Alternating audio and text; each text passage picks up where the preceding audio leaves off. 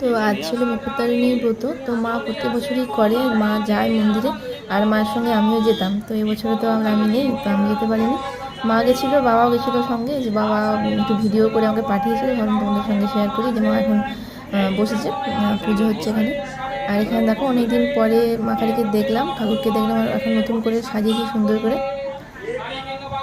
এই মন্দিরটা আমাদের বাড়ির একদম কাছে, তো প্রত্যেক বছর এখানে আসতাম আমি আর মা।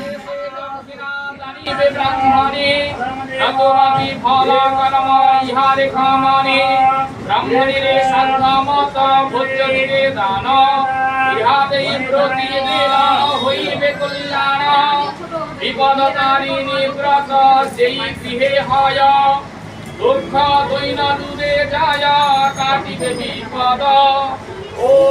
এটা হচ্ছে আমার মা, আর এটা হচ্ছে সকলের মা। তো মা সবাইকে সুস্থ রাখুন, ভালো রাখুন, এই কামনা করি।